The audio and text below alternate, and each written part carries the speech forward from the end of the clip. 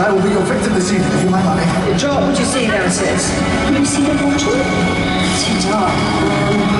Could you have a stone down or something? Oh, yeah, good idea. 20 feet. This is Clara, not my assistant. She's some other one. Oh, Miss Cara. Yeah, my carer. She cares, so I don't have to.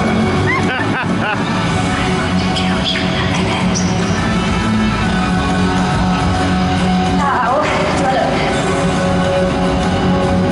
It's a short blonde with a good personality, which is the main thing. I'm not that thing, just changed. Tiny lady, please. Old fashioned.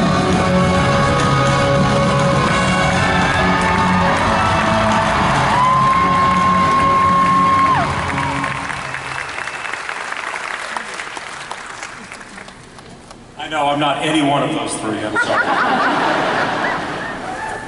Well, welcome to Fan Expo Dallas.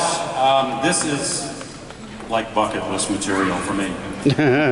Welcome. Thanks everybody for coming out. This is going to be an amazing evening. As Mark said earlier, my name is Bill Young. I'm the head of programming for KERA Channel 13, which is the PBS station in Dallas. The cool thing about that is that even though I wasn't there, KERA was the first station in the U.S. to run Monty Python. I had nothing to do with it, but thank you for the applause. This is, as I said, is going to be a really, really special evening. What we're going to ask, a little bit more housekeeping, is if when you ask your questions, we want to make sure we get to everyone as possible. Just keep the questions short.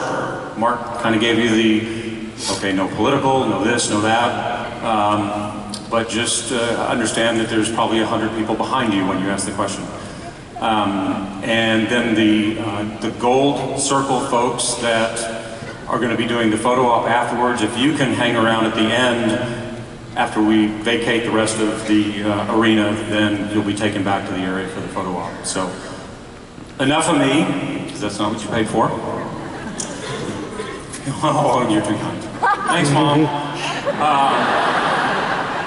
I can't say enough about the folks that are getting ready to come out on the stage. Michelle Gomez, who I was an enormous fan of in Green Wing. If you have not seen it, I suggest you check it out. So we'd like to welcome Michelle Gomez. You know her as Missy.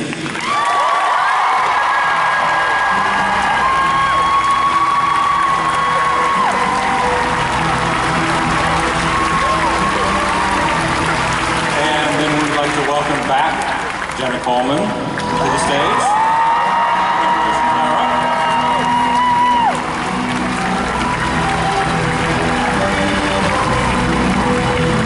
And then this gentleman who goes by the Doctor, Peter Capaldi.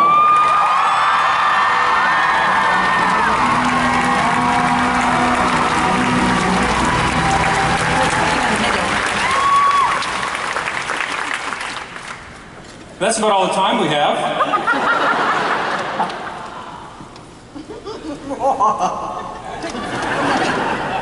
That's a scary laugh. It is a scary laugh, but I want to start out with Peter, you and Michelle. Separately, you have been in comedy in past existences. What's harder, comedy or drama?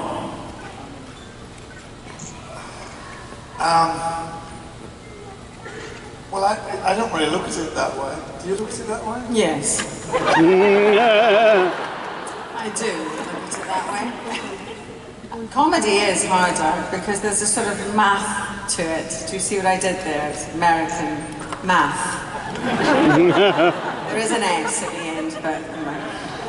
There is a sort of maths to it because it's all about rhythm and you know, getting to know what works and what doesn't work. And there's a muscle there as if you work in comedy, and if something isn't working, like this answer isn't working, you just stop talking.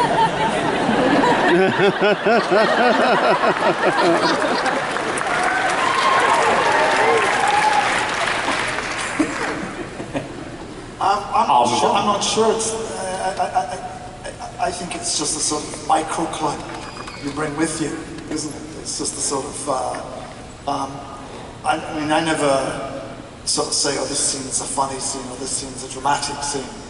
I just sort of try and figure out what the story is, and try and tell the story. And if the comedy's in the writer, then it's funny. And Jenna, all three of you. She's not funny. I'm only a dramatic She hasn't done comedies before. Then do this. Don't engage in comedy. I don't engage. She's actually the funniest out of all three of us. She's absolutely hilarious. But she's never done comedy. All of you have more than one season in Doctor Who. What was the difference between the second time around as opposed to the first? Did you enjoy it more because it was like, the first year was, oh my God, I'm in Doctor Who. And then did you kind of settle in? You settled in with the relationships between everybody? For me, it was quite different because Matt turned into Peter. See, she's funny. So that was rather a change. How was your second season? Well, the first season was quite terrifying because there's, everybody's looking at you and thinking, is the Doctor going to work? Is he any good? Is he funny? Or is he dramatic?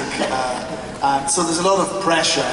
Has his costume got enough colour? Is his costume the right colour? Is his shoes right? Is his cardigan right? So there was a lot of sort of, it was quite hard from that point of view, but I still enjoyed it very much because I was Doctor Who.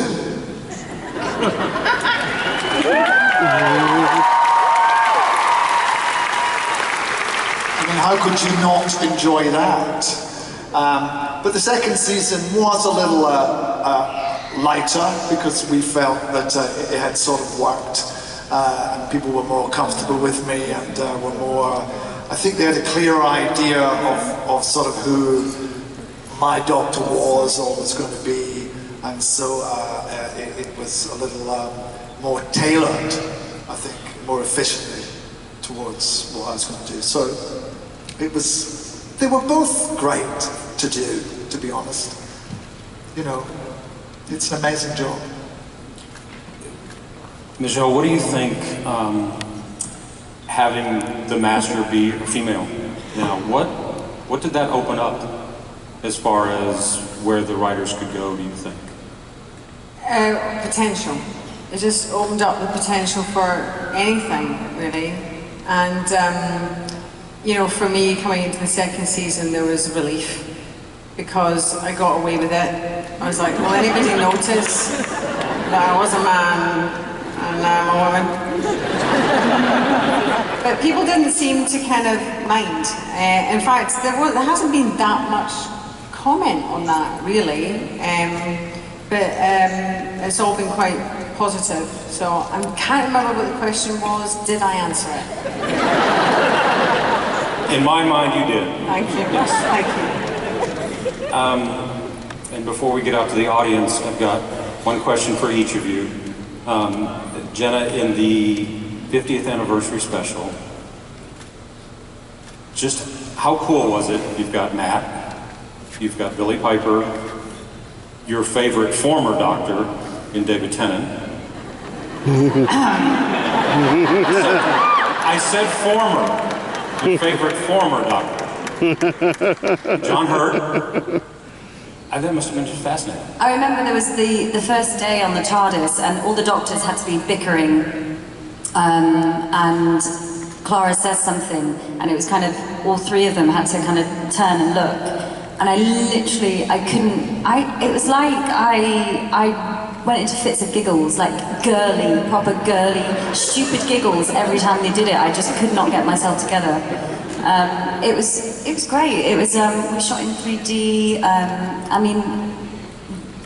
There was lots of doctors. Peter's eyebrows.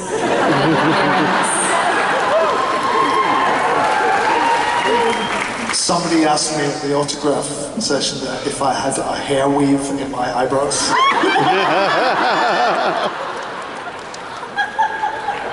Well, just for equal time, in the previous Q&A session, somebody said Jenna had amazing eyebrows. And had anybody ever told her that, so you've got competition on the set, I guess. And I think for Peter and Michelle, you both were longtime fans of Doctor Who. What would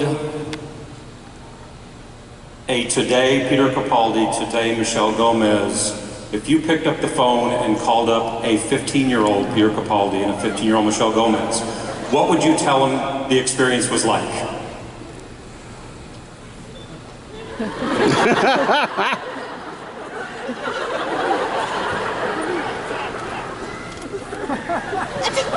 And actually, Peter, you could call 15-year-old Michelle Gomez and that way. We could have done, because we were both from Glasgow, so you could just have gone. I didn't have your number.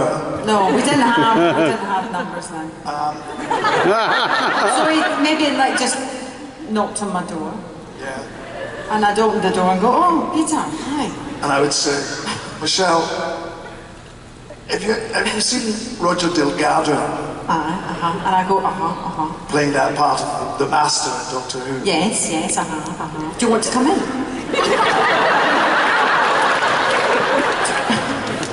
Do you want to take this inside? Do you fancy playing that part? Oh, I'd say don't be silly now, because that's never going to happen. I don't know, you've got the goatee going there, so... I'm sorry, that was comedy. That's what comedy does to you. It makes you cruel, insensitive, and a tart. And a tart. Yes, but it's honest. Yes, but it's honest. Yeah, so we kind of go a bit like that, and then I would like fling myself on the floor and just go, well actually it would be exactly the same response I'd have when my agent did call me to tell me that I was playing the Master, which is I flung myself on the floor and just went, what? What? I think I said really about 100 times until it sort of sunk in, and still sinking in now.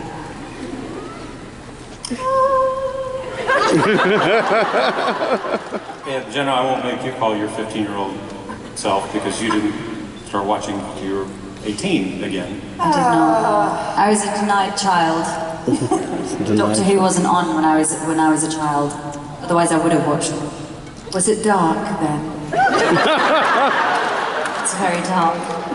Very dark times. So if you can tell me, was it because the chemistry between Clara and Missy was pretty great, pretty fun. A spin-off would be kind of cool. What was really hard about working with Michelle was it was really hard to not like her.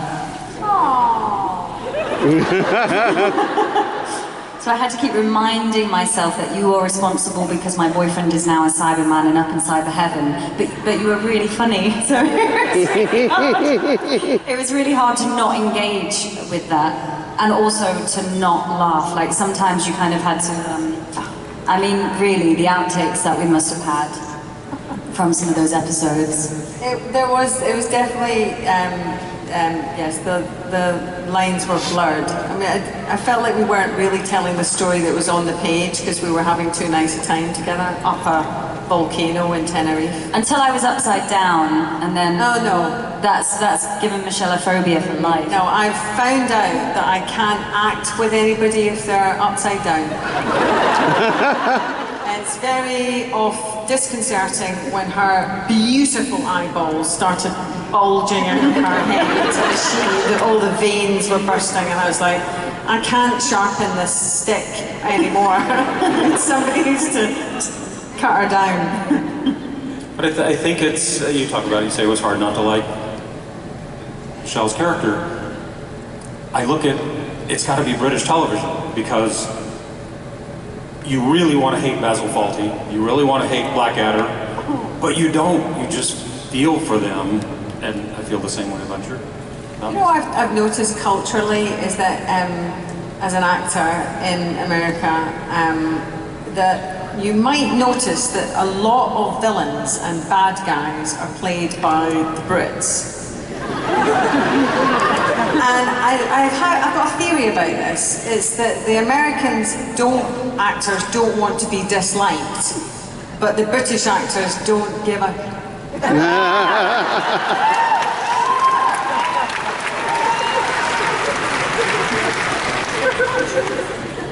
On that note, how about we go to the audience, and again, keep your questions as brief as you can.